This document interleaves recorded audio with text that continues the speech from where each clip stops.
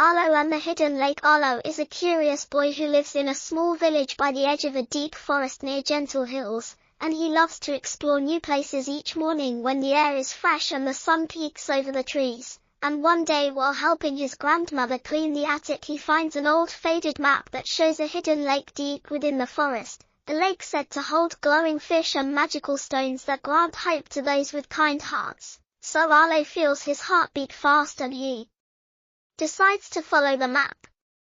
And early the next morning he packs a small bag with bread wrapped in cloth, cheese in a wooden box, a flask of fresh spring water, his wooden lantern, a warm coat, and the map, and he kisses his mother and father goodbye at the cottage door and promises to return before sunset. And then he steps onto the soft path that leads into the forest, where tall trees stand like silent guardians and birds sing sweet songs high above, and he treads on moss and fallen leaves that feel soft under his boots.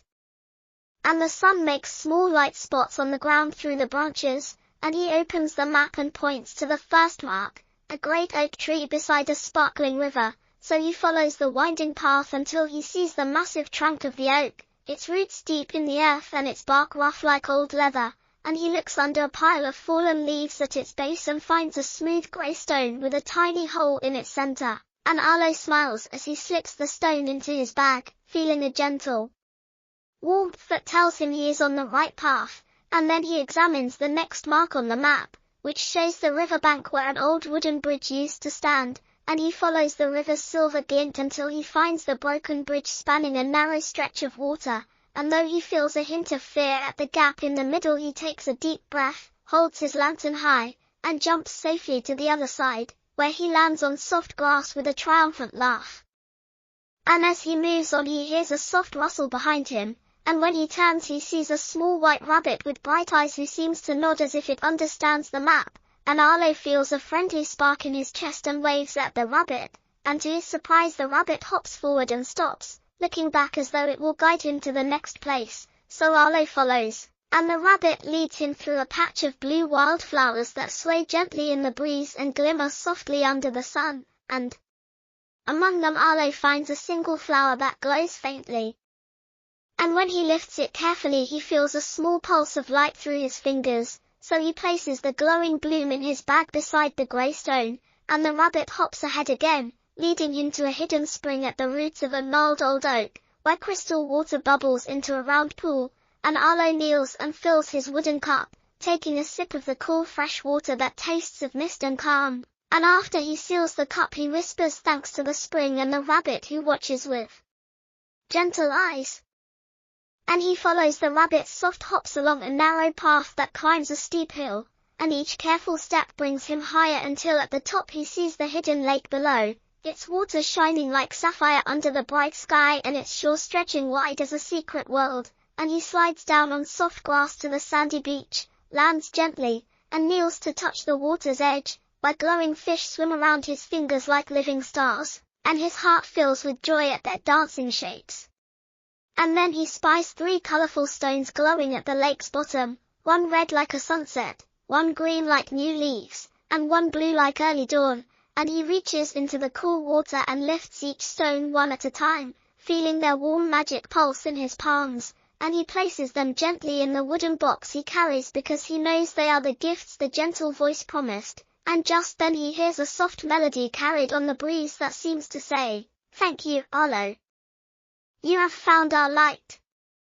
Share it with those you love." And he bows his head in gratitude, and the rabbit looks up at him as if to say goodbye. So Arlo gently pats its soft fur and watches it hop away into the trees. And he turns his face to the lake once more before climbing back up the hill with the 3 glowing stones held close in his bag, and at the top he pauses to look down at the water one last time, noting how it seems brighter now that he has honored its magic, and then he descends to the valley where he